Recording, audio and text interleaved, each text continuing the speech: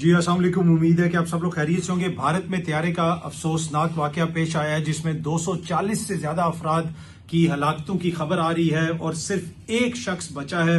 उसकी फुटेज भी सामने आ गई है। वो खुद चलता हुआ शख्स वहां से आया है। ये तैयारा बुनियादी तौर पे अहमदाबाद से लंदन जा रहा था जिसको ये हादसा पेश आया और उसके बाद से जो खबर सामने आ रही है उसके मुताबिक मेजॉरिटी जो लोग थे जो उसमें बैठे हुए थे उन सब की वहां पे मौत वाक़या हो गई। इंतहाई अफसोसनाक वाकया। सबसे पहले तो जिन लोगों के प्यारे इस हादसे के अंदर जिनकी हलाकत हुई है उन सब से हमारी हमदर्दियां हैं, हमारी इस वक्त नए ख्वाहिशात उनके साथ हैं। अफसोस हम उनसे कर सकते हैं बुनियादी तौर पे, और इस वक्त इंसान क्या कर सकता है। हुकूमत पाकिस्तान का भी इसी किस्म का रद्द अमल आया है, दीगर जो सियासी लोग हैं उनका भी इसी किस्म का रद्द अमल आया है। और ये जो तैयारा हादसे की खबर जब सामने आई तो पाकिस्तान के साबिक वजीर आजम जो नवाज शरीफ साहब हैं उन्होंने भी इसके ऊपर ट्वीट किया। नवाज शरीफ साहब ने भी इस तैयारा हादसे के ऊपर मोदी साहब और भारतीय अवाम से हमदर्दी का इजहार किया। ये सामने आप नवाज शरीफ साहब की ट्वीट देख सकते हैं। माई हार्ट फेल्ट, उन्होंने कहा कि जो तमाम फैमिलीज हैं जिन लोगों की इस ट्रेजिक हादसे के अंदर जिनकी मौत हुई है तो उनके हवाले से उन्होंने कहा कि उन सब के साथ मेरी दिली हमदर्दियां हैं। और उन्होंने ये भी कहा कि ये बड़ा एक डेविस्टेटिंग किस्म का एक लॉस हुआ है और उसके ऊपर उन्होंने कहा कि ये इंसानियत का एक तरह से लॉस है।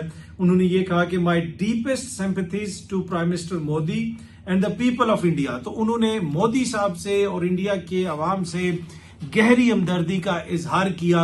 और मियां साहब ने फौरन जनाब जो ही हादसा हुआ भारत के अंदर, मियां साहब ने कोई 4-5 घंटे कोई इससे ज्यादा वेट भी नहीं किया, फौरन उनकी एक ट्वीट आ गई जो एक अच्छी बात है। पाकिस्तान के जो वजीर आजम हैं उनका रद्द अमल भी आ गया। उन्होंने भी अहमदाबाद तैयारे हादसे पर कहा कि मैं अफसुर्दा हूं, हमारी दुआएं जो हैं वो मुतासरीन के साथ हैं। इसी तरीके से साबिक वजीर आजम नवाज शरीफ साहब ने मोदी से और भारतीय अवाम से हमदर्दी का इजहार किया। अब इस हादसे के अंदर कहा जा रहा है कि कुछ बरतानवी शहरी थे, उनकी भी इसमें मौत वाक़या हुई है, वो भी इसमें हलाक हुए हैं। अब इंडिया की तरफ से अभी तक कोई इल्जाम उस तरह तो नहीं आया, लेकिन कुछ ट्विटर अकाउंट्स के ऊपर मैं देख रहा था कि पाकिस्तान का नाम लिया जा रहा है, पाकिस्तान के इदारों का नाम लिया जा रहा है और इस किस्म की बातें की जा रही हैं। लेकिन ऑफिशियली अभी तक इंडिया ने कोई ऐसी बात नहीं की है। अब देखते हैं कि वो कोई ऐसी बात करते हैं या नहीं करते, पर रिगार्डलेस कि वो क्या बात करते हैं या क्या बात नहीं करते, ये कि इंतहाई अफसोसनाक वाकया है। इस पे जितना इजहार हमदर्दी किया जाए वो कम है और वी होप के जो भी इसकी वजह है वो भी पता चलाई जा सकेगी। क्योंकि इस तैयारे की एक पुरानी वीडियो, पुरानी मीम के यानी आज की एक और वीडियो भी सामने आई है। एक मुसाफिर जिसने इस तैयारे में ट्रेवल किया, दिल्ली से वो अहमदाबाद गया, उसने उसकी वीडियो बनाई और उसने कहा कि तैयारे के अंदर कुछ चीजें दुरुस्त नहीं थी, एसी ठीक काम नहीं कर रहा था।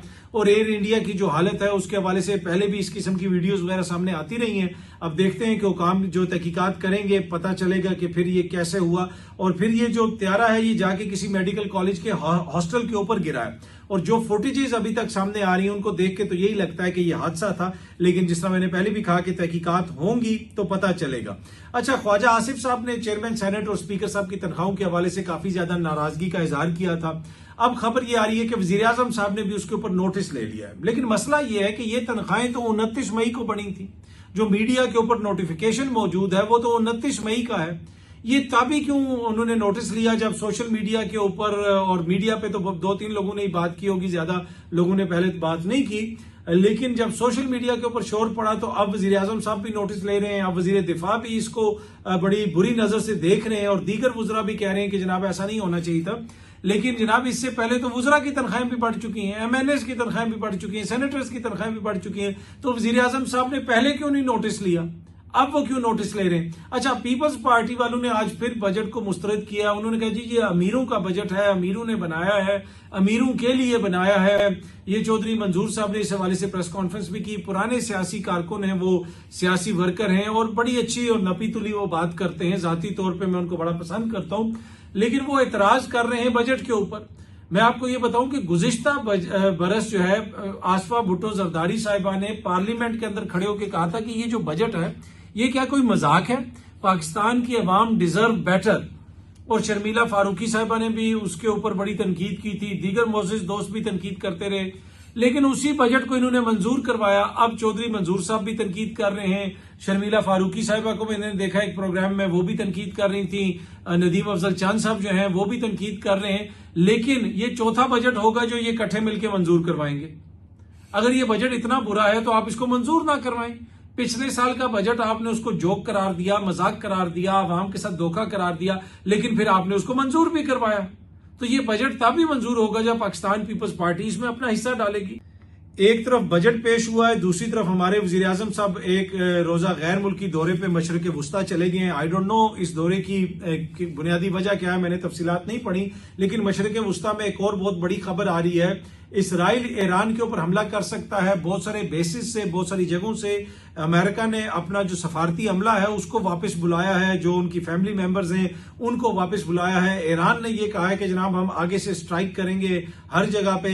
لیکن اب جو خبریں آ رہی ہیں انٹرنیشنل میڈیا کو دیکھیں, لگتا ایسے ہے کہ جو کچھ اسرائیل نے کیا, غزہ میں کیا, آگے پیچھے جو کچھ وہ کر رہا ہے, اور کسی نے کوئی بات ہی نہیں کی, کسی نے کوئی ایسی بات ہی نہیں ہوئی ہے.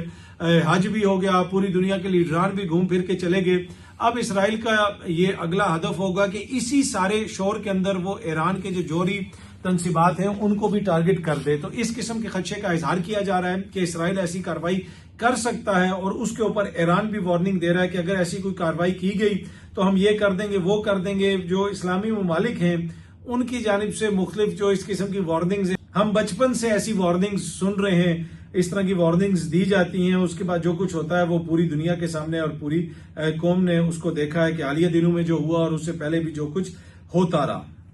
پاکستان تحریک انصاف یہ سمجھتی ہے جناب کہ بہت جلد 27ویں آئینی ترمیم آ سکتی ہے. اس کے اندر کچھ چیزوں کو مزید کلیئر کیا جا سکتا ہے, جس کی وجہ سے پاکستان تحریک انصاف کے لیے آنے والے دنوں میں مسائل کھڑے ہو سکتے ہیں. اور اس حوالے سے باقاعدہ وہ کہہ رہے ہیں کہ اس میں بار کونسلز کا کیا کردار ہوگا, وکلا کیا کردار ادا کریں گے.